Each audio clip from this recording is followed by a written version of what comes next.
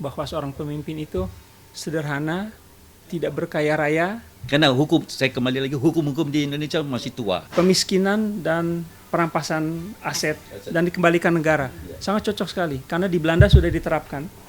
Segala asetnya semua diambil dan bahkan dijual dengan murah ya.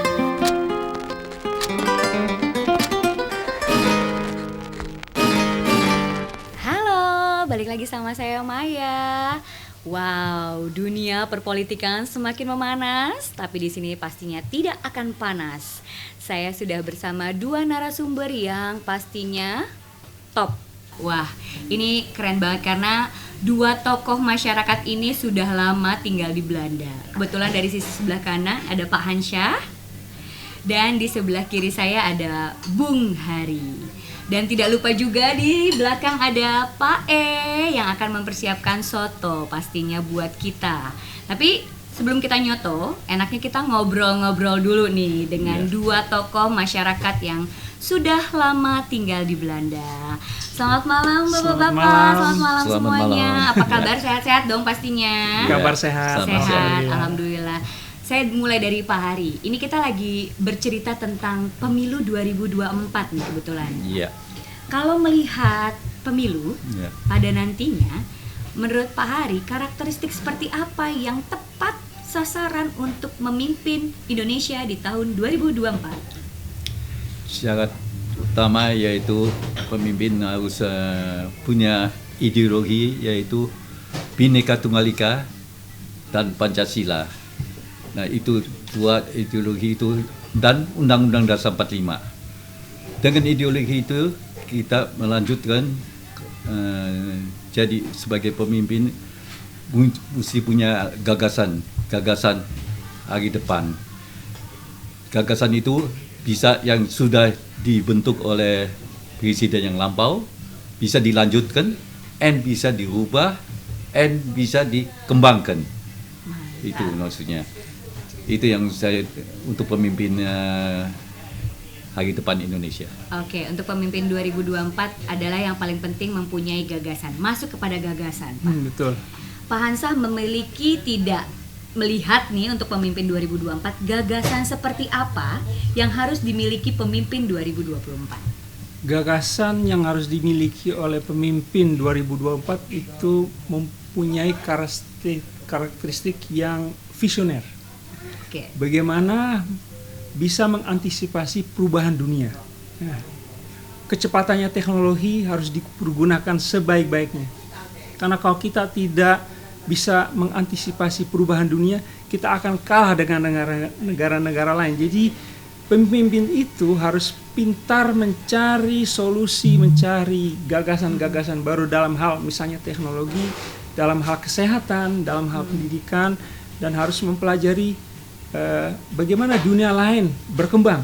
Jangan sampai kita terkalahkan dengan negara lain. Apalagi gagasan yang mungkin sangat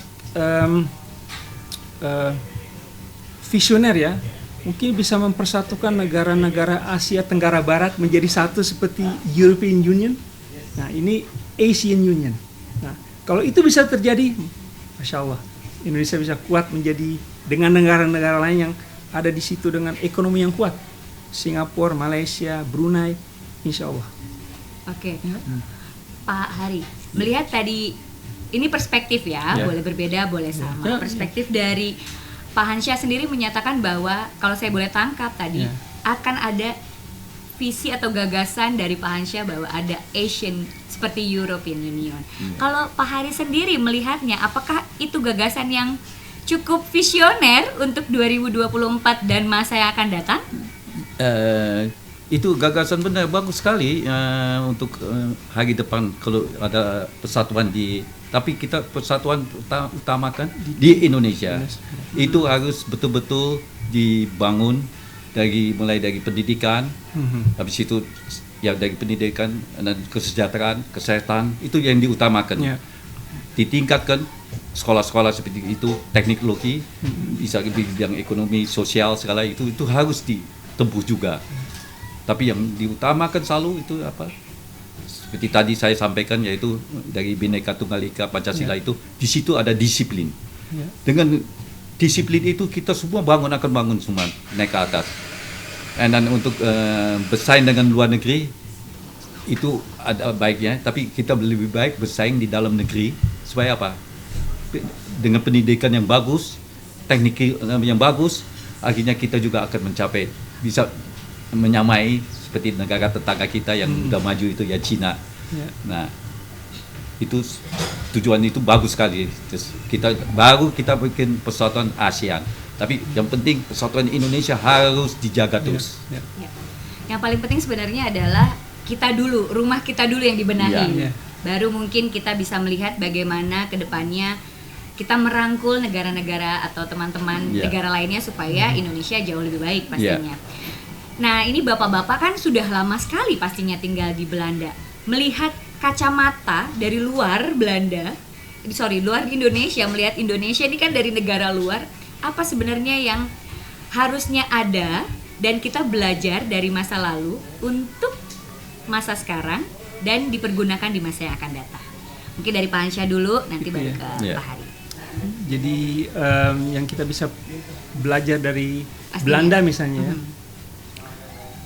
salah satu yang saya mendengar waktu dalam perdebatan Cawapres tanggal 12 Desember itu, salah satu contoh yang bisa diambil bahwa seorang pemimpin negara ataupun kabinet dan contoh tauladan, karena menteri, pemimpin ada suri tauladan contoh buat rakyat yang lain. Saya melihat kesederhanaan yang ada di Belanda ini dalam memimpin negara itu perlu dicontoh di Indonesia juga.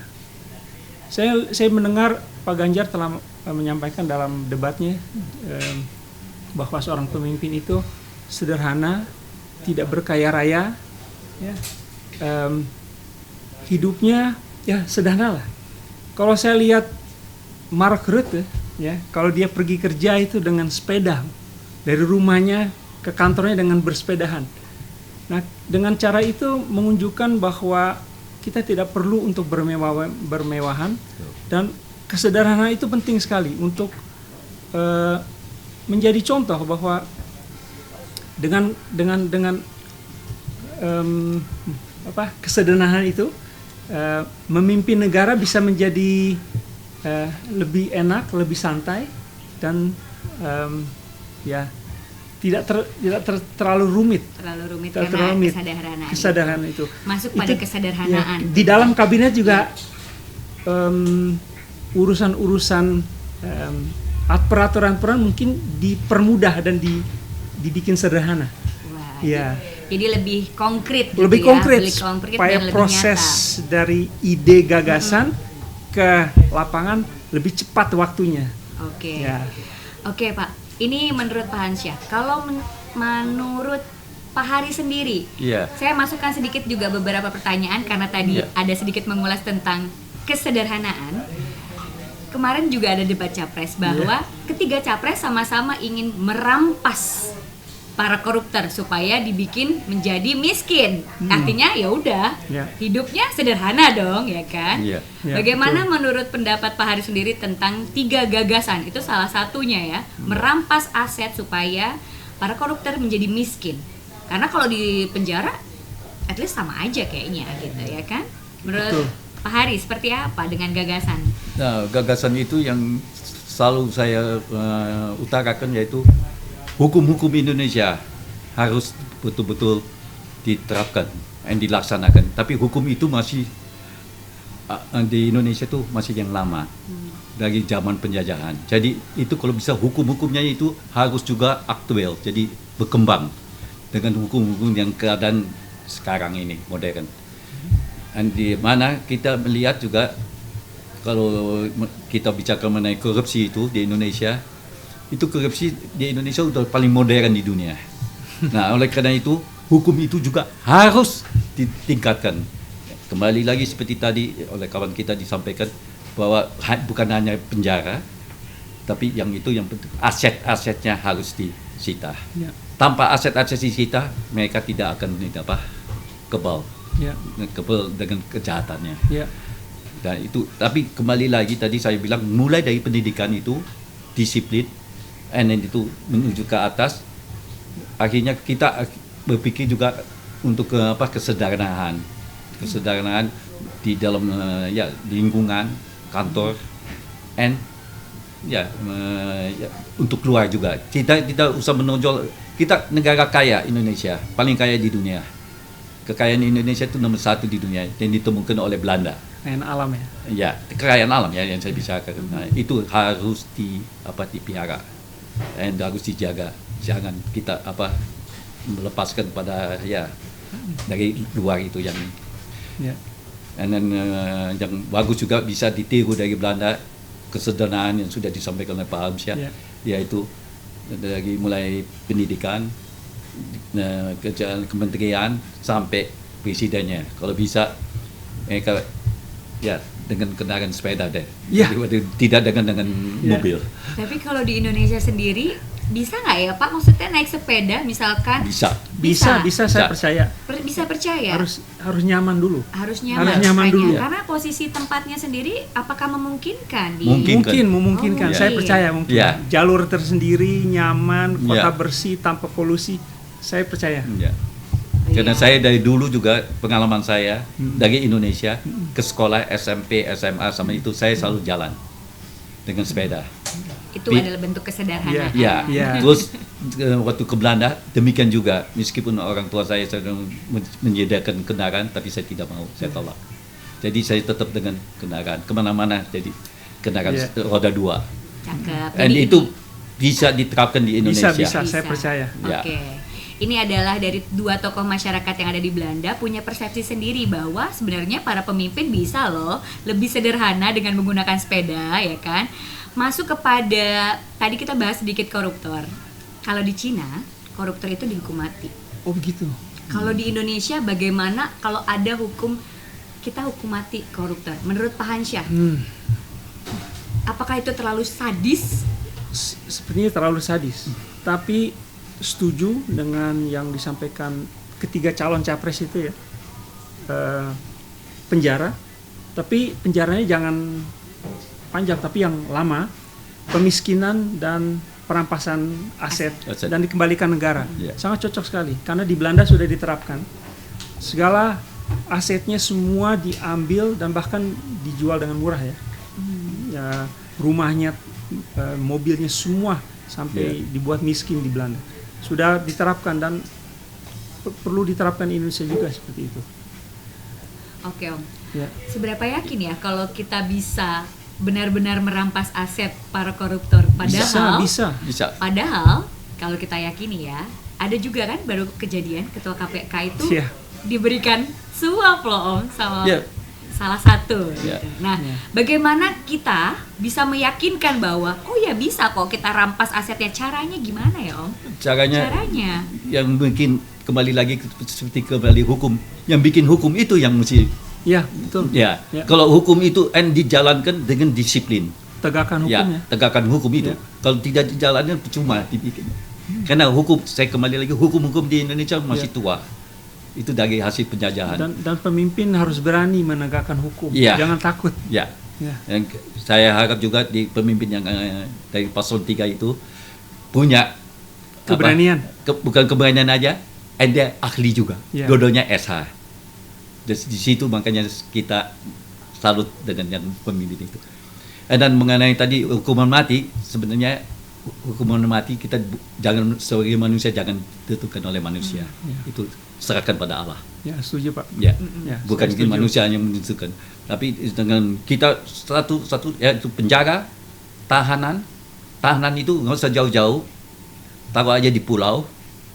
Nusa Kambangan berarti udah tepat ya? Tadi Nusa Kambangan udah jadi modern, jangan. Udah modern. Jadi gimana tempat yang ada tepat pulau. nih? Indonesia kaya dengan pulau-pulau. Jadi benar-benar pulau terpencil di mana dia sendirian ditinggal gitu ya? Udah, itu.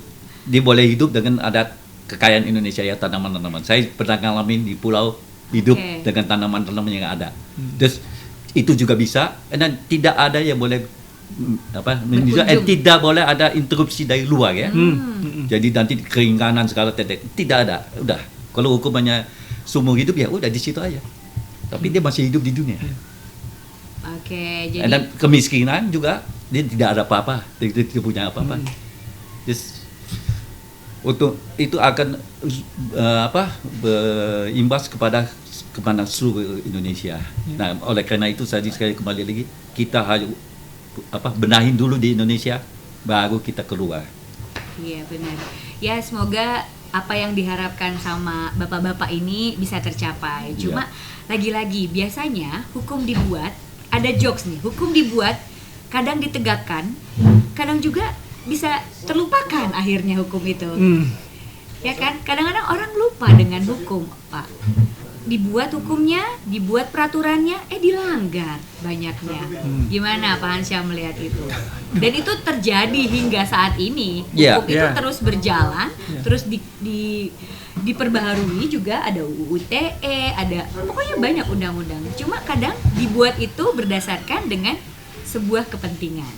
Pak Hansyah pertama melihat ini seperti apa? Sulit ya, karena melihat undang-undang yang dibuat untuk kepentingan ya itu mungkin harus ada badan harus ada badan institusi yang terpisah dari unsur-unsur luar yang bisa menegakkan hukum secara netral begitu ya, tanpa ada kepentingan lain. Tapi memang susah di dalam praktek untuk merealisasikan itu, tapi tidak mustahil.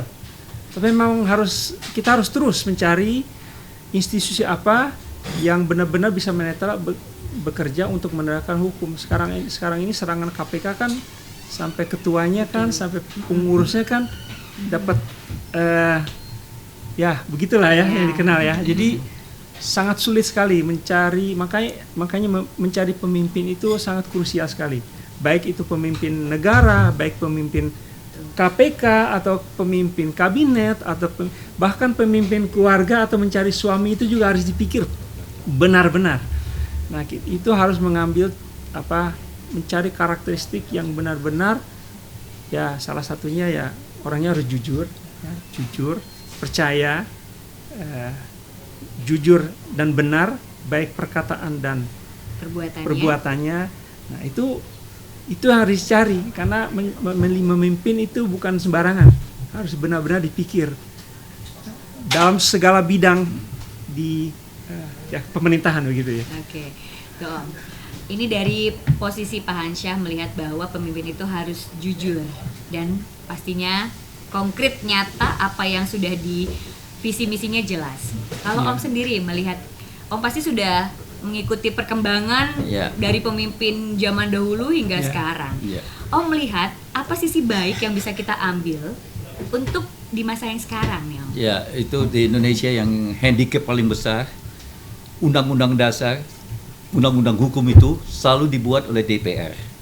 Ternyata DPR itu mereka boleh katakan hampir 100% tidak ada disiplinnya. Jadi kejujuran tidak ada, semua tidak ada. Lebih baik kita menggunakan lembaga dari luar atau dari Indonesia. Saya percaya dengan ahli-ahli Indonesia, dengan ahli di antara yang calon di situ. Itu dia yang duduk di situ, bukan DPR. Dia yang mengusulkan, dan jangan dari partai-partai di Indonesia yang jeleknya partai-partai itu yang menentukan, tapi itu tidak boleh menentukan lagi partai-partai. Jadi hanya yang membuat hukum, dan di situ tinggal partai bilang setuju atau tidak. Mungkin maksudnya mengundang cendekiawan dari luar Indonesia untuk masuk. Dari Indonesia sendiri juga ada. Dari uni kita percaya dengan sekolah kita, pendidikan di Indonesia itu sudah tinggi sekali. Ya, apalagi hukum-hukum seperti Gama, UI segala. Itu mereka yang bikin. Di situ. Maaf Om, berarti Om maksud dari akademisi seperti itu? Iya. Oke, berarti akademisi berbeda dengan DPR. Jadi DPR atau partai itu dia akan menyusun, nanti itu masukkan ke DPR, tapi DPR tinggal menyetujui, tapi tidak boleh disentuh oleh partai-partainya. Oke. Jadi mereka yang di DPR itu juga punya seperti kembali lagi kejujuran dan mengakui bahwa itu hukum-hukum yang dibuat itu benar. Nah, otomatis kalau hukum-hukum ini dibentuk oleh akademis ini, akademis hukum ya, kita bicara hukum, itu otomatis kalau diterapkan, dan saya tahu sampai ini hari, mengapa hukum itu mengampas aset itu memiskinkan itu tidak ada hukum mati, nggak ada karena partai-partai yang nentuin. Iya Om, karena kan sebenarnya makin bertambahnya partai dan itu makin bertambahnya suara kan sebenarnya. Dan Indonesia itu kayaknya memang politiknya politik partai Om, ya kan? Betul. Jadi bagaimana caranya kalau tadi Om sampaikan kita ambil akademisi terus ya dihilangkan aja partai. Bagaimana cara konkretnya Om? Kalau misalkan partai yang tadi akademisinya menyusun hukum-hukum ini. Hukum itu dimasukin ke DPR. Nah, DPR itu nanti kita bisa tentukan juga hanya batas dari anggota-anggota yang betul-betul dari partai-partai itu, kalau bisa ya yang besar aja atau yang kecil, yang besar aja karena mereka juga ada artinya yang betul-betul hendak menerapkan hukum-hukum ini. Yang tadi saya bilang perampasan, miskinkan, macam-macam hukum itu ditaruh di pulau mana, jangan ditinjau dari ya kembali lagi sayang agama, wah di situ agamanya itu, jangan, pulau itu kosong, taruh aja, tenang. Jadi jangan dilihat dari kulturnya juga, dan nanti dia orang Sulawesi kok ditaruh di situ, nanti orang dari Sumatera ditaruh di situ, tidak. Pokoknya taruh di pulau sudah ditentukan DPR, pulau itu kosong. Tapi yang penting disiplin, dan hukum itu dibentuk oleh akademis, bukan dari yang orang DPR. DPR itu tidak ahli, dia nggak ada ahli, bukan ahli hukum, cuma ahli sebagai anggota aja. Tapi nyatanya dalam kondisi seperti ini rasanya sulit sedikit ya, maksudnya karena kan situasi konstitusi kita memang sudah nyatanya seperti itu, ya kan? Sudah seperti itu undang-undang.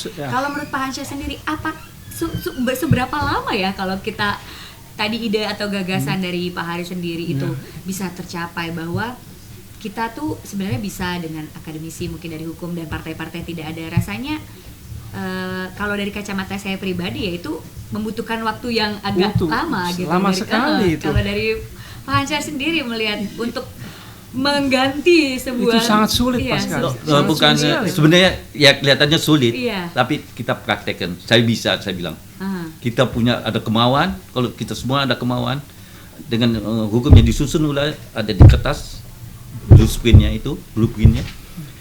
itu tinggal anggota DPR tinggal setujui aja.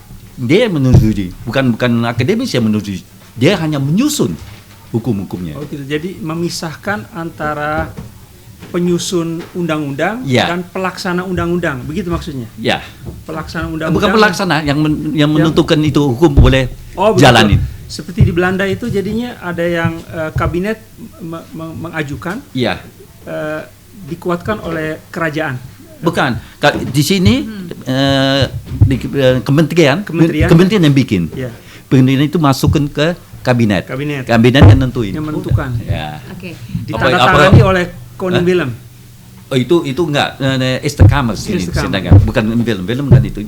Tweede Kamer yang oke, akan dilanjutkan dari Tweede Kamer ke satu, dia yang nentuin, yang putusin. Ini menurut konstitusi yang ada di Belanda. Ada di Belanda, jadi dipisahkan antara yang menciptakan sama yang melaksanakan, ataupun yang menyetujui ya, bukan melaksanakan. Yang menyetujui ya. Pelaksananya adalah Menteri Kehakiman sama Menteri Kejaksaan. Udah. Jadi itu kembali ke pertanyaan Mbak Maya tadi ya. Apa yang bisa diterapkan di Indonesia? Ini salah satunya yang dibicarakan, yang diusulkan oleh. Itu bisa. Menurut saya bisa.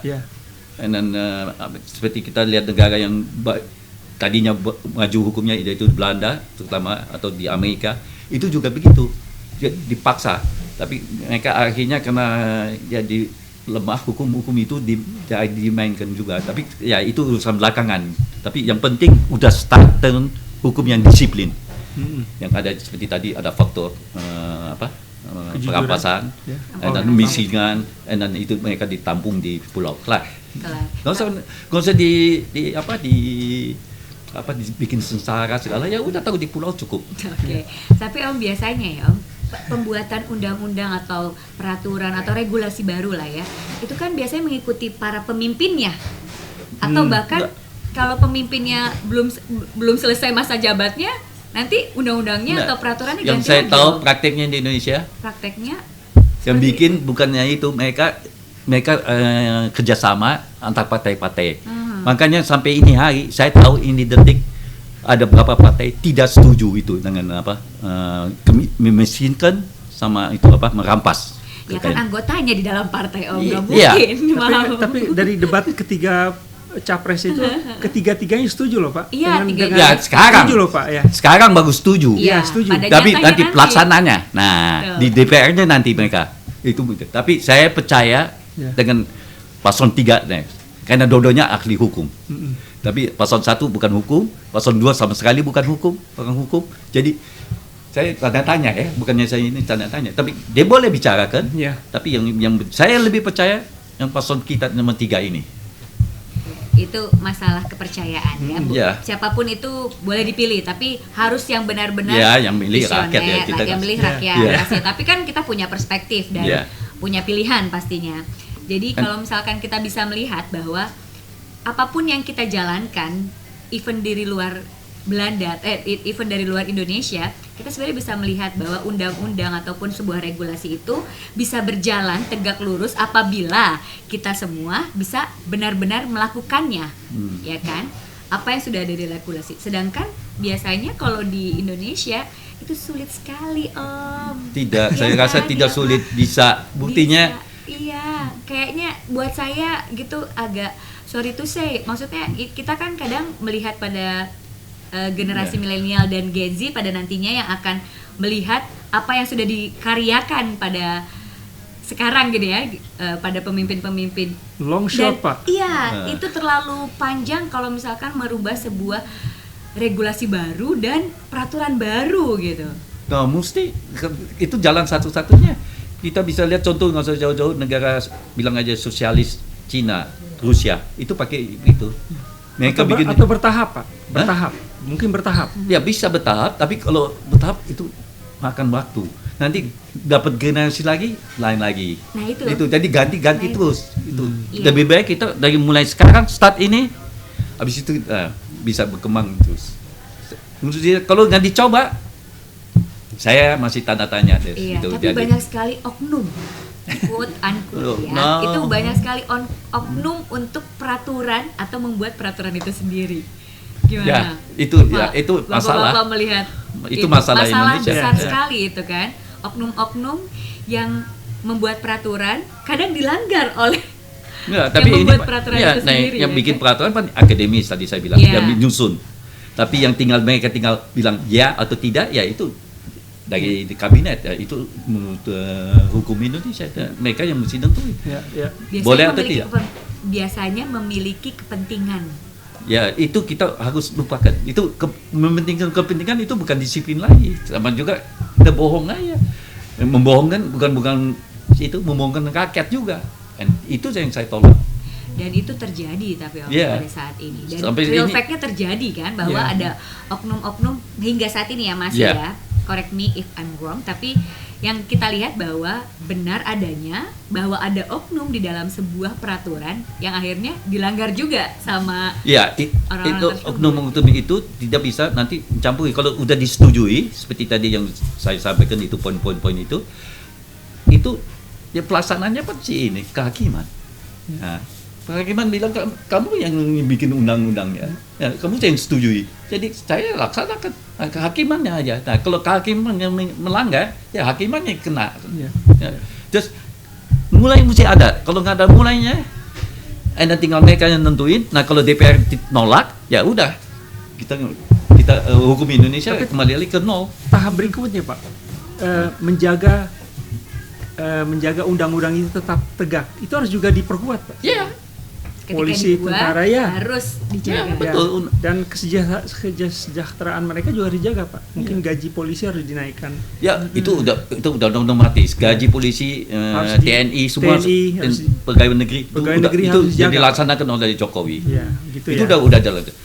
Kembali lagi kenapa kita punya benda keadilan? Di situ ada keadilan sosial, semua ada situ kok. Keadilan sosial Iya. ya. Nah kalau itu mereka percaya keadilan, sumpah dengan Bhinneka Tunggal Pancasila, jalan. Saya di Eropa nggak ada, itu udah nggak ada. Di Amerika juga udah nggak ada. Oh. Sedikit tentang masalah MK itu seperti apa? Kalau MK ya itu ya kita sampai bisa dimainkan gitu ya, Ya. kita tidak menduga. Sangat disayangkan sekali. Ya, itulah ada hasil dari reformasi ya. Itu hasil reformasi. Sebelumnya tidak ada. Reformasi membentuk MK. Mungkin peraturan, tapi kenapa dirusak sama ada yang keadaan dengan keadaan sekarang. Saya nggak usah kasih tahu siapa-siapa yang merusak. Nah, udah di situ ya itu kita kecewa semua. Sangat dikecewakan Ya. rakyat ya pada Ya. saat ini ya. Yang kecewa sebenarnya nanti rakyat sekali. Jadi ya udah itu udah Aparat kerjanya. pemerintah mana lagi yang harus bisa dipercaya saat ini? Ya, tidak ada. Iya, berarti Bahkan kan kita harus tingkat tegas. tertinggi aja sudah melakukan begitu. Exactly. Bagaimana yang level bawahnya? Iya. Kalau yang atasnya sudah melakukan itu, jadi sangat retak kepercayaan rakyat Indonesia kepada pemerintah Indonesia pada saat ini. Jadi ini harus dibenahi ya oleh calon presiden yang baru ini. Ya. Salah satu harus masuk agendanya Ya. pembenahan MK. dan posisi-posisi tertinggi itu harus Ya. sebelum menduduki posisi itu harus di screening dulu dengan baik Betul. ya, bagaimana sejarahnya, kepercayaannya, integritasnya, kejujurannya dan sebagainya. Persis. Ya. Persis. Jadi artinya kita Screeningnya harus menentukan ketat kriteria sekali itu. ketat, Ya, dan kita harus tegas dan serta ekstra keras pastinya untuk Ya. benar-benar bisa menentukan apa yang menjadi peraturan, tegak lurus. ya. Ibaratnya begini, Pak. Kalau kita mempercayakan suatu sopir bus dan kita sebagai penumpang, ya, bagaimana kalau sopir busnya itu sempoyongan atau tidak benar, tidak punya SIM, masa kita percayakan dia? Hidup kita, nyawa Tergantung dari kita dia. tergantung Supir. sopir Ada bus supirnya. yang asal Ugal-ugalan. sembarang ugal-ugalan. Ugalan. Kesian lah. Ya. Ya. Jadi kita sebagai penumpang punya hak untuk memilih siapa pemimpinnya yang akan memimpin saya ini nanti. Oke, Ya. bagus. Dan ini pertanyaan terakhir karena kita sudah panjang. Ya, bagaimana Pak Hansa melihat pemimpin 2024, siapa yang paling unggul dan harapannya? Nah, Ya. begitu. Oke. Dari kacamata agama Islam, kami melihat itu pemimpin adalah pemimpin abadi, yaitu Nabi Muhammad SAW. Sebagai contoh suri tauladan yang kita ambil dari sehari-hari. Dari hal yang kecil sampai hal yang besar. Kenapa beliau? Karena beliau itu mempunyai ciri-ciri khas yang bisa memimpin rakyatnya, umatnya sampai zaman sekarang. Sudah sekarang 14.000 tahun ya, sampai sekarang. Apa sih keistimewaan Nabi kita, Nabi Muhammad SAW, yaitu di antaranya itu dia orangnya cerdas, ya. Beliau itu orangnya punya gagasan, visioner, jujur, baik perkataan, baik perbuatan, amanah menyampaikan maksudnya transparan, ya, transparan. Kalau memang ini harus disampaikan kepada rakyat, inilah kenyataannya. Dan yang lain menyampaikan yang benar. Ya. Ini yang benar, ini yang salah, dan berani menyampaikan. Visioner, saya sampaikan lagi, punya gagasan jauh ke depan. Beliau itu juga selain pemimpin agama, juga pemimpin negara, pinter politik. Selain itu juga sebagai ketua rumah tangga juga, kita mulai dengan diri kita sendiri ya. Beliau menyampaikan dalam hadisnya bahwa semua kalian itu adalah pemimpin, dimulai dari kita sendiri. Apakah kita kuat sebagai pemimpin untuk mengendalikan emosi kita? Kedua, kita pemimpin keluarga.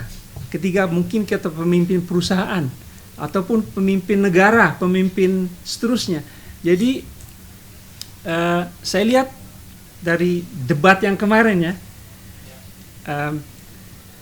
ciri-ciri khasnya yang ada di dua, saya jujur aja, ada di Pak Ganjar. Ya, saya setuju dengan Pak Ganjar sekali karena beliau itu sangat sederhana orangnya. Ya. Jawabannya juga sopan, ya, karena pemimpin juga harus sopan, menghargai semua rakyat, semua level rakyat, dan cerdas. Selain itu, Pak Anies nomor 1 ya. Masya Allah beliau itu silat lidahnya Masya Allah pintar sekali ya. Betul. Ya. Tapi itu sedikit membahayakan karena mengarah ke arogansi. Ya. Nah, jadi menurut saya dan Prabowo mungkin banyak pengikutnya karena rakyat Indonesia tuh nggak semuanya akademisi ya. Jadi saya lihat saat ini yang paling unggul ya adalah Pak Ari Ginanjar, Pak Ganjar. Pak Ganjar dengan Pak Mahfud. Ya. Punya karisma yang kuat, cerdas, sopan, pinter. Ciri-ciri khas ada di beliau untuk menjadi pemimpin 2024, insya Allah. Oke, itu perspektif dari tokoh keagamaan yang ada di Belanda. Kalau Pak Hari sendiri melihat pemimpin 2024? Dari pemimpin dari 24 ini yang satu kita mulai dari bawah ke atas, yaitu yang terlalu ya kita bilang kayak si kekanak-kanakan, karena saya mengetahui juga pendidikan juga tidak terlalu tinggi.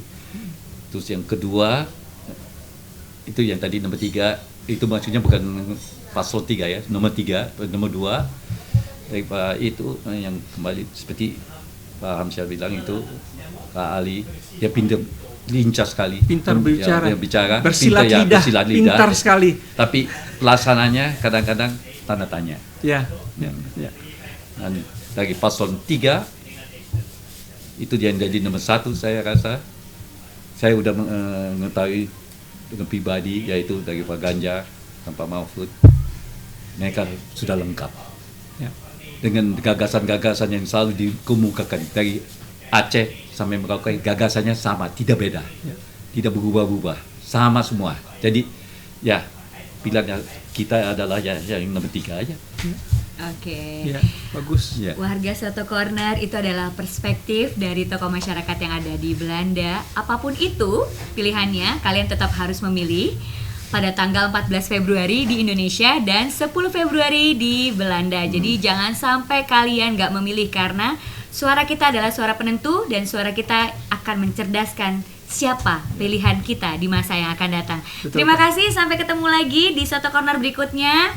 Saatnya kita nyoto karena perut sudah terasa lapar. Pak boleh sotonya 3 ya Pak Iya. Terima kasih, sampai ketemu lagi. Maaf Sama-sama. apabila ada kata-kata.